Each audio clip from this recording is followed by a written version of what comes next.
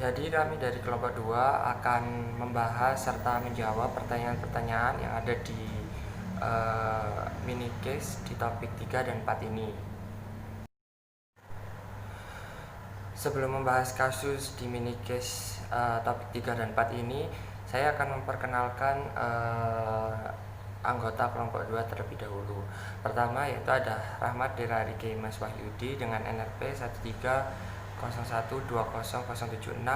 Lalu ada Farel Adrian Jayandila Wonto dengan NRP 1302203117. Lalu ada Ingrid Natalia Kehe dengan NRP 1302200320. Lalu ada Ayu Hamida Kamila Tunuha dengan NRP 1302200348. Kemudian ada Naila Salsabila dengan NRP 1302203500. Dan ada Muhammad Aksal Fidi Pradana dengan NRP 1303200253. Jadi inilah kasus yang ada di mini case topik 3 dan 4. Jadi dari kasus ini dapat kita simpulkan bahwa Pak Udin mempunyai keinginan untuk membangun Universitas Mandiri Jaya ini di berbagai daerah dengan sebuah perencanaan yang melibatkan banyak pihak. Dan di sini terdapat 5 pertanyaan dan kami akan menjawabnya satu persatu.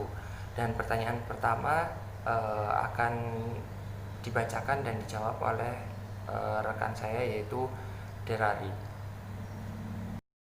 Di sini saya akan menjawab pertanyaan nomor 1 dengan pertanyaan, apakah penetapan tujuan dan pengembangan rencana Univ Mandiri Jaya dilakukan berdasarkan tradisional goal setting ataukah berdasarkan MBO? Berikan argumentasi saudara. Di sini saya akan menjawab MBO. Karena pada dasarnya MBO memiliki konsep bahwa sebuah rencana tidak dibuat oleh top level manajemen saja, tetapi juga melibatkan seluruh pegawai.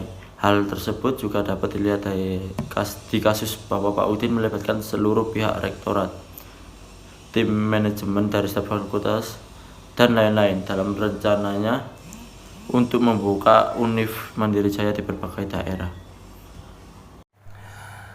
Kemudian di pertanyaan nomor 2 akan dibacakan oleh rekan saya yaitu Ingrid.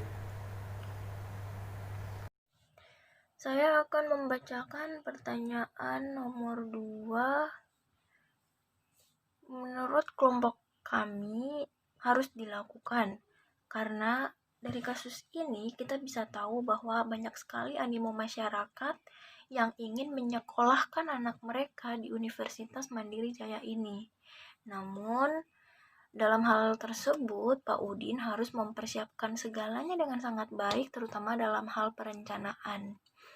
Dalam rencana tersebut, yang harus disiapkan Pak Udin adalah rencana yang baik dalam jangka yang sangat panjang. Kemudian pertanyaan nomor 3 akan dibacakan dan dijawab oleh rekan saya yaitu Farel. Ya, jadi di sini saya akan menjelaskan di nomor 3. Pertanyaannya adalah jika poin nomor 2 dilaksanakan, apa struktur organisasi yang tepat untuk dipakai oleh Universitas Mandiri Jaya? Jadi menurut kelompok kami, struktur organisasi yang tepat yaitu matriks, karena matriksnya adalah gabungan dari 2 struktur, yaitu struktur fungsional dan divisional. Matriks ini digunakan karena bisa menutupi kekurangan-kekurangan yang ada pada 2 struktur tersebut, yaitu fungsional dan divisional. Matriks ini juga merupakan struktur yang bersifat fleksibel. Nah, selanjutnya saya akan menjelaskan struktur organisasi yang akan diambil oleh Universitas Mandiri Jaya. Pertama yaitu ada rektor, kemudian di bawah rektor akan ada wakil rektor di bidang akademik, yang mana bidang ini akan mengurus tentang indeks akademik para mahasiswa. Kemudian ada wakil rektor di bidang kemahasiswaan, yang mana bidang ini akan mengurus tentang tata tertib mahasiswa, kemudian keluhan mahasiswa, dan lain-lain. Kemudian wakil rektor di bidang keuangan, yang mana di bidang ini akan mengurus tentang keuangan yang ada di Universitas Mandiri Jaya. Kemudian dan yang terakhir ada wakil rektor di bidang perencanaan kerja dan sistem informasi, yang mana di bidang ini akan mengurus tentang perencanaan kerja, kemudian informasi-informasi apa yang akan disampaikan. Lalu akan ada fakultas-fakultas, yaitu ada fakultas ekonomi, teknik, pariwisata, dan hukum. Kemudian memasuki pertanyaan keempat, yaitu akan dibacakan dan dijawab oleh rekan saya, yaitu Naila.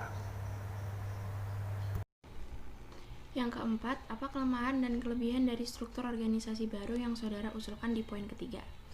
Jadi menurut kelompok kami, kelebihan struktur organisasi ini adalah antar lintas dapat bekerja sama dengan baik, dapat menghasilkan kinerja yang baik, dan mudahnya komunikasi antara top manajemen dan pegawai yang rendah karena adanya komunikasi dua arah. Dan untuk kekurangannya adalah adanya pemimpin yang lebih membuat para pegawai atau individu melakukan penyimpangan terhadap perintah. Memasuki pertanyaan terakhir, pertanyaan kelima akan dibacakan dan dijawab oleh rekan saya, yaitu Ayu. Saya akan membaca dan menjawab soal nomor 5.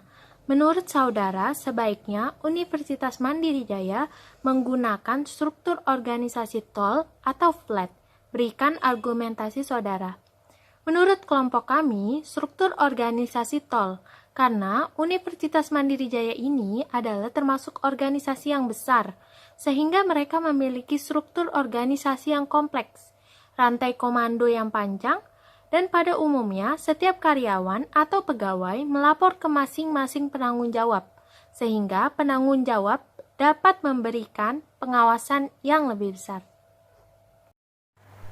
Itulah tadi kelima pertanyaan yang ada di kasus minikis topik 3 dan 4 ini, dan kami sudah menjawab semuanya dengan jelas satu persatu. Itulah yang dapat kami sampaikan tentang minikis yang ada di topik 3 dan 4 ini. Atas perhatiannya kami ucapkan sekian dan terima kasih.